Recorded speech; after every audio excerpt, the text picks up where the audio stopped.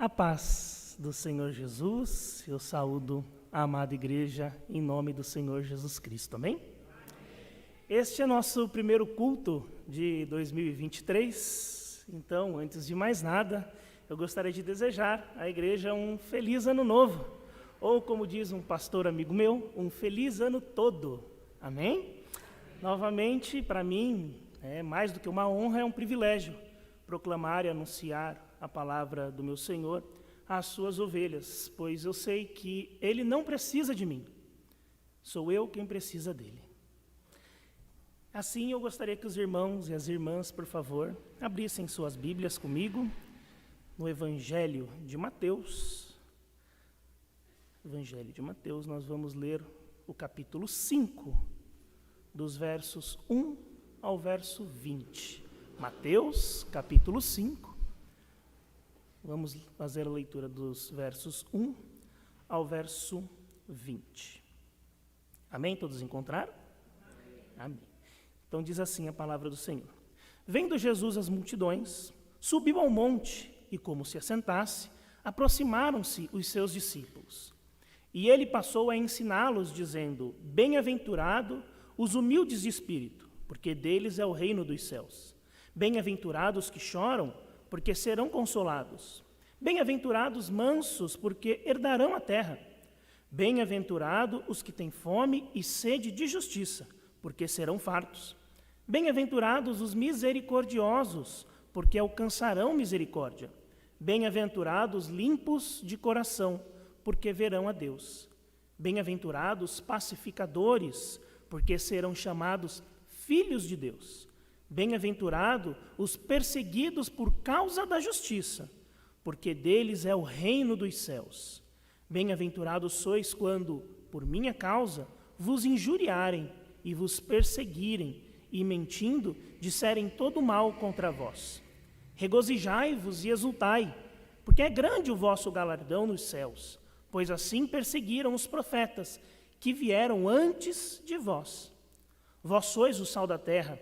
Ora, se o sal vier a ser insípido, como lhe restaurar o sabor?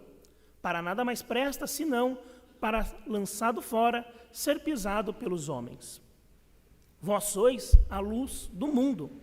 Não se pode esconder a cidade edificada sobre o monte, nem se acende uma candeia para colocá-la debaixo do alqueire, mas no velador, e alumia a todos os que se encontram na casa.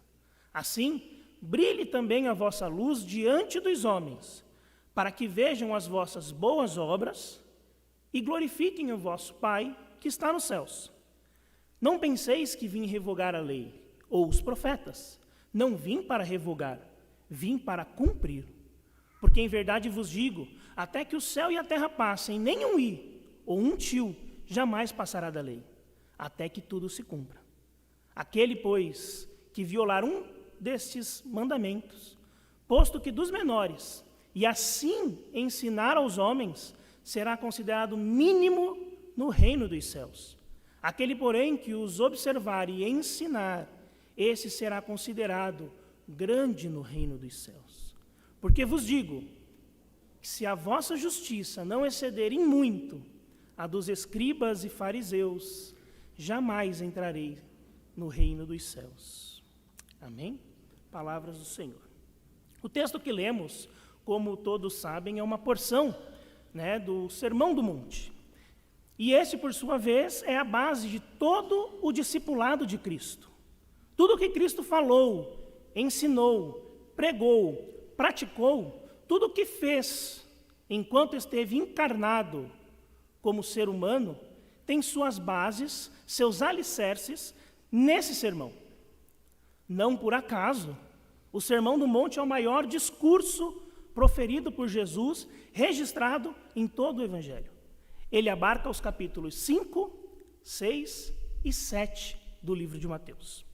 O Sermão do Monte é o discipulado de Jesus Cristo aos seus seguidores, aos seus discípulos. Quer saber quais são as suas obrigações enquanto seguidor de Cristo? Leia o Sermão do Monte. Quer saber como você está se saindo enquanto cristão nessa terra, submeta a sua vida e os seus atos ao Sermão do Monte. E se ao ler o Sermão do Monte, compará-lo com as suas ações e atos, você não ficar impactado, incomodado e até em determinado ponto, em determinado nível, desesperado, então leia novamente, pois você certamente não entendeu o que Jesus está ensinando ali. E se você é daquele que acha que a graça de Deus te exime de cumprir o que Jesus instituiu no Sermão do Monte, já que a salvação não vem pelas obras, eu quero ler alguns pequenos trechos de um livro chamado Discipulado. É um pequeno livro de 171 páginas, de um teólogo alemão chamado Dietrich Bonhoeffer, preso em um campo de concentração nazista e morto por enforcamento em 9 de abril de 1945. Nele, Bonhoeffer vai trabalhar o conceito de graça barata. E ele diz assim: a graça barata é a graça como resto de estoque, perdão barateado, consolo barateado, sacramento barateado. A graça barata, em vez de justificar o pecador, justifica o pecado. Desse modo, resolve tudo sozinha, nada precisa mudar e tudo pode permanecer como antes. A graça barata é a pregação do perdão sem arrependimento. É o batismo sem disciplina de uma congregação. É a ceia do Senhor sem confissão dos pecados. É a absolvição sem confissão pessoal. A graça barata é a graça sem discipulado, a graça sem cruz, a graça sem Jesus Cristo vivo e encarnado.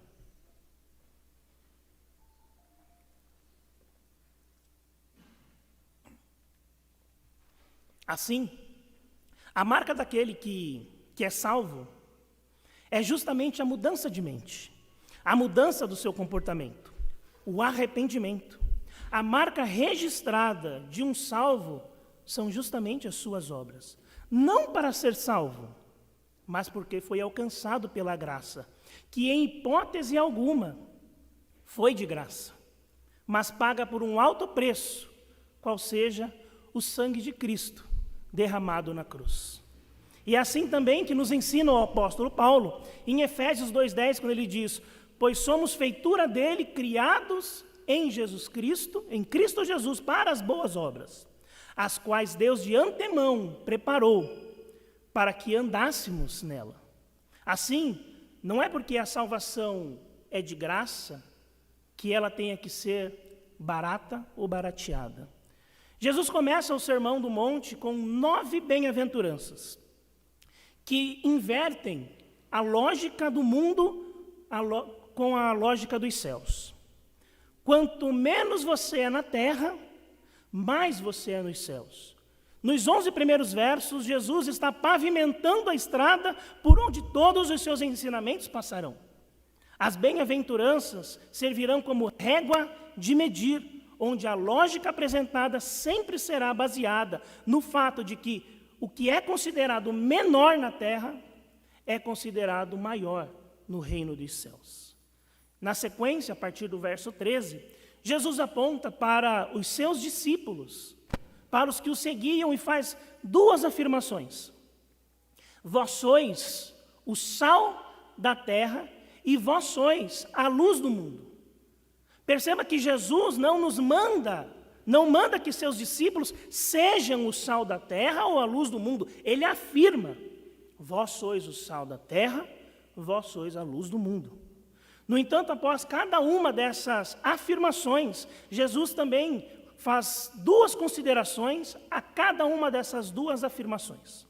Nos versos 13 e seguinte, ele vai dizer que se o sal vier a ser insípido, ou seja, se ele vier a perder o seu gosto, para nada mais presta, senão para ser lançado fora e ser pisado pelos homens.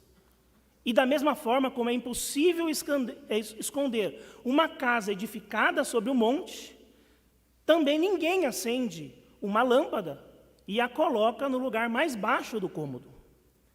Com isso, Jesus está deixando claro que a decisão de segui-lo não pode ser escondida, oculta ou encerrada em nós mesmos. Ao contrário, ela deve ser visível a todos os que nos cercam e devem servir como ponto de apoio e referência para muitos, como um ponto de luz na escuridão do mundo. Entretanto, se o sal perder o seu gosto, este será jogado fora, pisado pelos homens, ou seja, será motivo de vergonha, de exposição e chacota.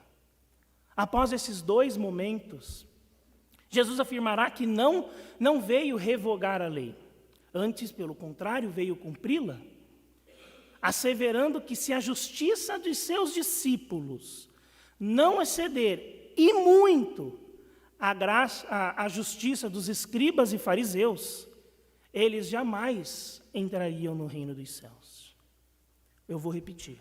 Porque vos digo, verso 20, capítulo 5 de Mateus, porque vos digo que se a vossa justiça não exceder em muito a dos escribas e fariseus, jamais entrareis no reino dos céus. E não sou eu que estou falando. Como diz o nosso pastor, que coisa boa, ainda bem, não sou eu que estou falando. Quem está falando é a Bíblia, quem está falando é o próprio Senhor Jesus. Mas o que era então essa tal justiça dos escribas e fariseus? Calcula-se que a lei mosaica possua um total de 603 mandamentos, sendo que 248 referem-se a ordenanças, ou seja, o que fazer e como fazer, e 365 referem-se a proibições, ou seja, o que não se pode fazer ou ao menos não deveria ser feito. Em resumo, ser justo para os escribas e fariseus era cumprir a lei. E o resumo da lei é: ame ao Senhor de todo o seu coração, de toda a sua alma e de todo o seu entendimento. E ame o seu próximo como a ti mesmo. Isso pode ser conferido lá em diversos textos, principalmente do Novo Testamento, como em Mateus, capítulo 22, versos de 36 a 40, por exemplo. Se vocês quiserem conferir depois, fiquem à vontade. O fato é que, como vimos em um dos nossos estudos na quarta-feira, quem acompanha, para um judeu próximo eram apenas os parentes e os próprios judeus. Assim, toda a justiça dos fariseus e escribas eram direcionados para esse círculo fechado de pessoas. Jesus amplia esse conceito. Próximo na doutrina estabelecida por Jesus passa a ser todo ser humano, independente de etnia, país ou religião. Além disso, para um judeu, um homem justo poderia ser considerado aquele que diz: o que é meu e o que é seu. Ou seja, aqueles que nem dão e nem recebem nada além do que era estritamente devido. E esse conceito não mudou muito, ao longo dos séculos. Em termos gerais, ainda hoje, justiça é dar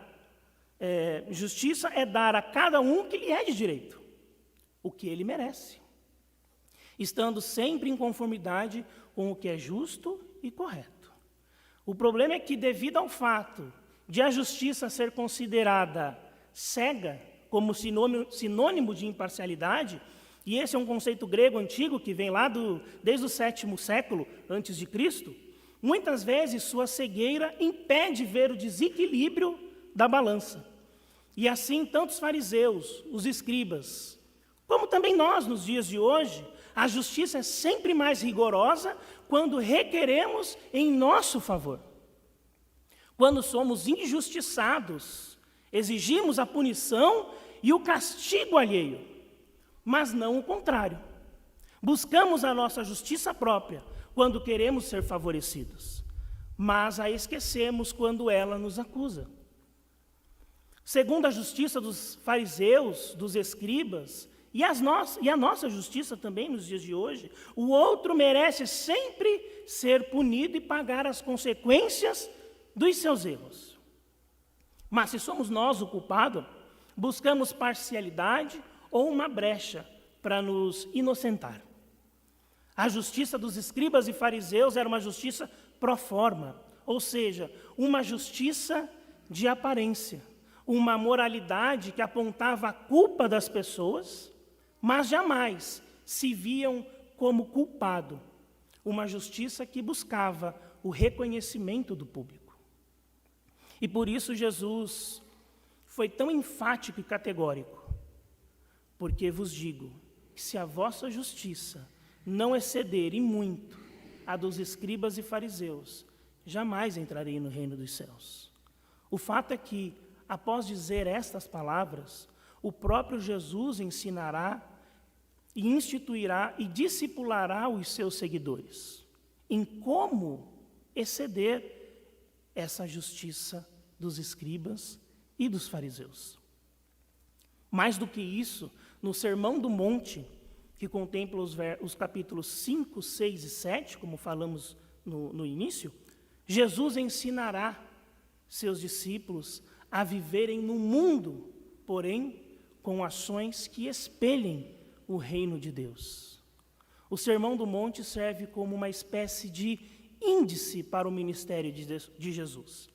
Cada um dos seus pontos ensinados no Sermão do Monte serão revisitados na prática, vivenciados por Jesus e demonstrados aos seus discípulos. Ele cumpriu na prática tudo aquilo que nos ensinou. E ele espera e tem esperado de nós, como cristãos que dizemos que somos, que o sigamos, agindo como ele agiu e ensinando a outros o que ele nos ensinou e o que dele temos aprendido. Nos últimos 2 versos do livro de Mateus, no encerramento do livro de Mateus, Jesus, após ter ressuscitado, faz o grande comissionamento. Faz o grande comissionamento aos seus discípulos. Abram comigo aí suas Bíblias, por favor, no capítulo 28 de Mateus, o último capítulo de Mateus. Nós leremos os últimos 2 versos, os versos 19 e 20.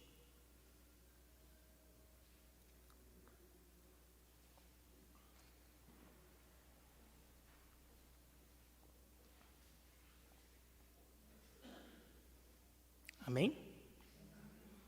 Diz assim então a palavra de Deus: Ide, portanto, fazei discípulos de todas as nações, batizando-os em nome do Pai, e do Filho e do Espírito Santo, ensinando-os a guardar todas as coisas que vos tenho ordenado. E eis que estou convosco todos os dias até a consumação do século. Perceba que o grande comissionamento não para no batismo, mas continua, para que sigamos ensinando a todos a guardarem todas as coisas que Ele nos ordenou. E isso só é possível se nós mesmos a estivermos praticando. Não é possível discipular sem antes ser um discípulo. Não é possível ensinar sem antes termos aprendido. Não é possível se dizer cristão sem agir como Cristo agiu. Esse é o sacerdócio universal de todos os crentes. Ser e fazer discípulos de todas as nações. Do que nos adianta ter um cabedal de conhecimento se esse conhecimento não é traduzido em ações? Do que nos adianta termos nascido na igreja se o ser igreja não nascer dentro de nós? Do que nos adianta vir à igreja todos os domingos, um após o outro, durante anos e anos, se tudo que é ensinado é estocado, soterrado, guardado, trancafiado, sem jamais ser colocado em ação ou mesmo transmitido? Do que nos adianta vir à igreja de se dizer cristão, se ser cristão tem sido traduzido em nós apenas por uma admiração por Jesus, uma admiração poética, sem que o estejamos imitando como verdadeiros discípulos. E agir assim não é simples. Agir nos obriga a sair da nossa zona de conforto. Agir como Cristo nos obriga a deixar de odiar alguém, por exemplo. O ódio não é um sentimento válido na vida de um cristão. Se Cristo nos manda amar nossos inimigos, logo o amor impede que eu odeie ou guarde rancor de qualquer pessoa. Aliás, a última afirmação anula a primeira. Se Deus me manda amar o meu inimigo, significa que eu não tenho mais inimigo. Eu não tenho inimigo algum. Agir como Cristo me obriga sempre e sempre reconciliar com quem quer que seja. Mas não é só não. Agir como Cristo é partir de minha reconciliação, independente de quem quer que seja a culpa. Versos 23 e 24 do próprio capítulo 5. E se você acha que isso é difícil, experimente tratar a todos como você mesmo gostaria de ser tratado. Assim como os judeus, nós também fomos influenciados pela chamada lei de Talião, mencionada por Jesus no verso 38 do capítulo 5. Ouviste o que foi dito? Olho por olho, dente por dente. A lei de Talião, citada por Jesus, originalmente faz parte do Código Babilônico de Hammurabi, datado de 1770 a.C. O Código de Hammurabi, a título de curiosidade, foi o primeiro código de leis da história e vigorou na Mesopotâmia, quando Hammurabi governou o primeiro império babilônico entre 1792 e 1750 a.C. Esse código se baseava na lei do Talião, que punia um criminoso de forma semelhante ao crime cometido, ou seja, olho por olho, dente por dente. Assim, segundo a justiça dos escribas e dos fariseus, devemos tratar as pessoas como elas nos tratam. E nós também já cansamos de ouvir esse conceito nos dias de hoje. Trate as pessoas como elas tratam você. Mas a justiça de seus discípulos deve exceder e muito a justiça dos fariseus. Por isso Jesus quebra esse paradigma da lei de Talião e nos manda tratar as pessoas não como elas nos tratam, mas como nós gostaríamos de ser tratados. A base dessa ordem de Jesus é que enxerguemos no outro a nós mesmos. Assim, devo tratá-lo como eu mesmo gostaria de ser tratado.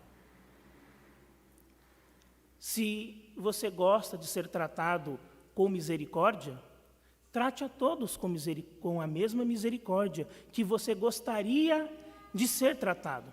Aliás, perceba uma coisa, não é com a mesma misericórdia que te tratam, mas com aquela que você gostaria de ser tratado. Se alguém te xingar, ao invés de xingar de volta, você profere palavras de compreensão. Se alguém te for mal educado, você vai tratá-lo com ainda mais educação. E se alguém estiver gritando, você deve falar baixo. Pois se você não gosta que alguém grite, xingue, ou seja, mal educado com você, logo, você não deve devolver xingamento, má educação ou gritos. Não foi assim que Jesus agiu? Mais do que isso, não é assim que Deus age conosco? Se Deus fosse nos dar aquilo que realmente merecemos, a pergunta que eu faço é: o que seria de nós? Portanto, aquele que não ama a seu irmão, a quem vê, é incapaz de amar a Deus, a quem não vê. 1 João, capítulo 4, verso 20. A igreja tem que devolver ao Espírito Santo o que dele tem usurpado. Não somos nós, como igreja, quem devemos convencer as pessoas dos seus pecados. Isso é tarefa exclusiva do Espírito Santo de Deus. Abram comigo suas Bíblias, por favor, no Evangelho de João, capítulo 16. Vamos ler os versos 7 a 11. João, capítulo 16, versos 7 a 11.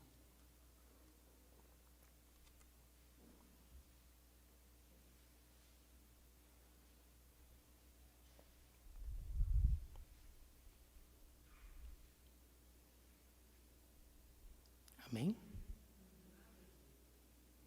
Diz assim então a palavra de Deus. E aqui, novamente, é Jesus falando. Mas eu vos digo a verdade, convém-vos que eu vá, porque se eu não for, o Consolador não virá para vós outros. Se, porém, eu for, eu vou-lo enviarei. Quando ele vier, convencerá o mundo do pecado, da justiça e do juízo. Do pecado, porque não creem em mim. Da justiça, porque vou para o Pai e não me vereis mais. Do juízo, porque o príncipe deste mundo já está julgado. Assim, compete a nós amarmos, respeitarmos, sermos misericordiosos e não julgadores e apontadores. Leiam o Sermão do Monte, o discipulado de Cristo aos seus seguidores, e não encontrará uma única linha sequer dizendo que a nós cabe apontar ou julgar, que dirá condenar alguém. Tratemos todo ser humano não como nos tratam, ou como temos sido tratado, mas como nós gostaríamos de ser tratado. Essa é a ordenança de Jesus para nós. Enganam-se aqueles que pensam que ser cristão é viver de bênçãos. Enganam-se aqueles que acreditam que ser cristão é viver uma vida regalada. Enganam-se aqueles que acreditam que ser cristão é ter Deus a nosso favor para servir aos nossos propósitos. Enganam-se aqueles que acreditam que é possível ser cristão sem seguir a Cristo. Enganam-se aqueles que acreditam que é possível ser cristão sem tomarem a sua própria cruz e negarem-se a si mesmo. Enganam-se aqueles que acreditam que seguir a Cristo é qualquer coisa que não agir como Ele agiu ou não fazer aquilo que Ele nos ordenou que façamos. E a palavrinha de ordem aqui é discipulado. Discipulado, o caminho do discipulado. E a palavra discípulo, ela vem do hebraico, talmid. No plural é talmidim, ou seja, discípulos. Porém, ser um discípulo nos tempos de Jesus era mais do que ser um mero seguidor, mas sim um aprendiz. Mas a tradução aprendiz, por si só, não basta para expressar a profundidade do que a palavra significava para um judeu naquela época.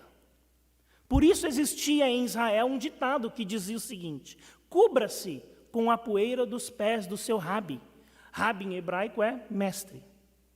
O pastor e teólogo Ed Renekiewicz diz que um talmide, abre aspas, um talmide deveria observar tudo quanto seu rabino dizia, fazia e a maneira como vivia, pois sua grande opção não era meramente saber o que seu rabino sabia, mas principalmente se tornar semelhante ao seu rabino. Fecha aspas.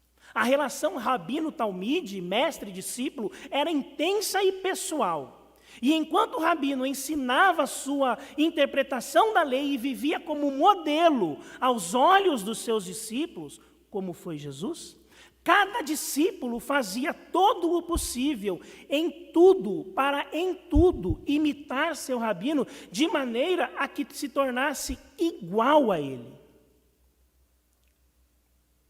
Pensa aí com você, quantos anos você tem de igreja? Não responda para mim, responda para você. Quantos anos você tem de igreja? E nesse tempo todo de igreja, você pode dizer que tem se tornado mais ou menos parecido com Jesus?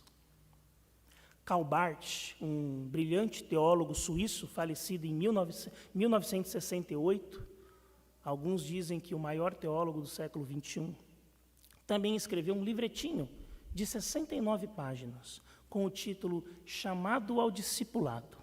Nele, Barth vai dizer o seguinte, abre aspas, siga-me, é a essência do chamado pelo qual Jesus faz das pessoas seus santos. O fato de olharem para Jesus como seu Senhor não consiste em pseudo-admiração. É uma visão que estimula aqueles a quem é dada uma ação definida. O chamado emitido por Jesus é o chamado ao discipulado. Assim, Jesus não nos chamou para outra coisa, senão para sermos seus discípulos, seus imitadores. Caso não fosse assim, a graça se tornaria uma graça barata. Nesse sentido, ainda me valendo das palavras de Calbart, seguir a Jesus significa ir além de si mesmo em uma ação e atitude específicas. É, portanto, virar as costas para si mesmo e deixar o seu eu para trás. Inevitavelmente, pessoas chamadas por Jesus renunciam e se voltam contra si mesmas como eram antigamente. Aplica-se a isto a importante expressão do Novo Testamento: eles negam a si mesmo. Fecha aspas. Parafraseando Bonhoeffer novamente, o cristão não pode, então, viver como toda a gente, em pé de igualdade com todos, e ter o mesmo comportamento que qualquer um teria diante das circunstâncias da vida e do dia a dia. O cristão não pode se atrever a estar debaixo da graça de Deus e ter os mesmos comportamentos que aqueles que estão dominados pelo pecado. O cristão não pode se atrever a deixar de agir como discípulo de Cristo, com medo de ser chamado de fanático. Ser cristão não é fácil. Nunca foi. E nunca vai ser. E se algum dia alguém disser que não enxerga toda essa dificuldade em ser cristão, cuidado. Talvez essa pessoa nunca tenha sido um cristão, mesmo achando que é. E devemos tomar mais cuidado ainda para que essa pessoa não seja nós. Que para 2023, além de saúde, prosperidade e sucesso, nós tenhamos o desejo de nos tornarmos verdadeiros discípulos, seguidores de Cristo. Que em 2023 nós honremos o ser cristão, sendo, de fato, imitadores de Cristo. Que no seu e no meu caderninho de metas de 2023, possamos incluir o discipulado de Cristo para ser praticado. Que além das bênçãos de prosperidade, saúde, que possamos incluir nas nossas metas algo para Deus. Normalmente nas metas do ano, a gente inclui algo pedindo a Deus alguma coisa, pedindo a Deus o seu favor. Mas que as nossas metas de 2023, em algum cantinho ali no seu caderninho de metas, você encontre um espacinho não para ser grato, porque isso é o mínimo que nós devemos ser, pelo que Ele fez por nós.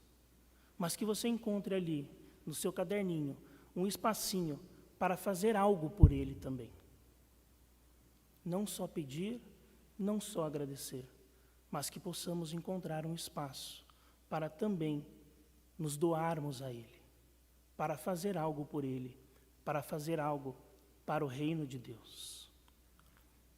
Em Mateus capítulo 16, verso 24, e aqui eu encerro, Jesus diz aos seus discípulos: se alguém quer vir após mim, a si mesmo se negue, tome a sua cruz e siga-me. A sua cruz, portanto, é negar a si mesmo, se voltar contra si mesmo, dia após dia, todos os dias, até o fim dos seus dias. Que Deus seja conosco, que Ele nos ajude. Amém.